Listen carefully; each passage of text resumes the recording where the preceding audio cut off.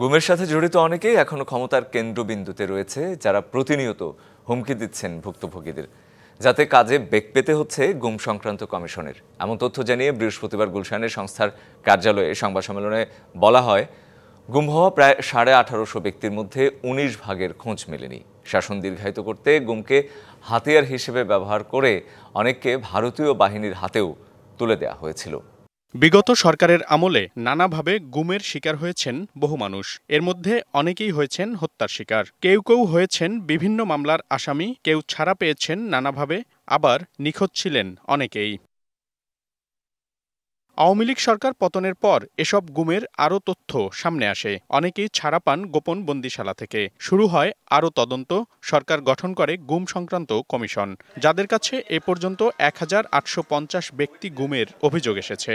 বিগত সরকারের শাসনামলে গুম একটি সুশৃঙ্খল ও প্রাতিষ্ঠানিক রূপে জঙ্গিবাদ বিরোধী অভিযানের ছায়াতলে ইসলামী উগ্রবাদের হুমকিকে ব্যবহার করে রাজনৈতিক ক্ষমতা কেন্দ্রীভূত করা, আন্তর্জাতিক স্বীকৃতি অর্জন এবং শাসন দীর্ঘায়িত করার উদ্দেশ্যে পরিচালিত হয়েছে, যার ভিকটিম ছিল মেধাবী শিক্ষার্থী, রাজনৈতিক কর্মী, সাংবাদিক, ডাক্তার, ইঞ্জিনিয়ার সহ বিভিন্ন সরকারি বেসরকারি পেশাজীবী তথা সাধারণ জনগণ।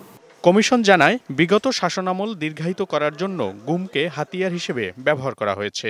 এমনকি গুমের শিকার ব্যক্তিদের ভারতীয় বাহিনীর হাতেও তুলে দেওয়ার প্রমাণ মিলেছে। এ প্রক্রিয়ায় তারা ফৌজদারি বিচার ব্যবস্থাকে অস্ত্র বানিয়েছে, আইন প্রয়োগকারী সংস্থা ও নিরাপত্তা বাহিনীকে রাজনৈতিক প্রভাবাধীন করেছে এবং নির্যাতন ও গোপন আটকের সংস্কৃতি প্রাতিষ্ঠানিকভাবে চালু করেছে। এমনকি সাধারণ নাগরিকদের বেআইনি পন্থায় বারবার ভারতীয় বাহিনীর হাতেও তুলে দিয়েছে। মোনালিসা হেভি ফ্লো 15 পিস প্যাকেটের সাথে 8 পিসের একটি প্যাকেট একদম ফ্রি। গুমের সাথে সম্পৃক্ত অনেকেই এখনো ক্ষমতার কেন্দ্রবিন্দুতে রয়ে গেছে। তাদের কারণে কাজ পেতে বেগ হচ্ছে কমিশনকে। 5 আগস্ট 2024-এর রাজনৈতিক পট পরিবর্তনের পরেও বহু অপরাধী ও তাদের শুভাকাঙ্ক্ষীরা রাষ্ট্রীয় ক্ষমতার কেন্দ্রে তাদের অবস্থানে থাকায় অনেক জোরালো প্রমাণ ও নিদর্শন ধ্বংস, অনেক ক্ষেত্রে প্রাতিষ্ঠানিক অসহযোগিতা, সাক্ষীদের ভয়ভীতি প্রদর্শন সহ নানারকম ভীতিকর ও আতঙ্কজনক পরিবেশ সৃষ্টি হয়েছে।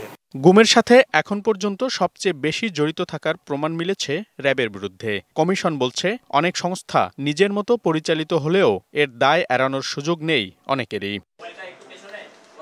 মনিরুল সোহাগ, ডিবিসি নিউজ, ঢাকা।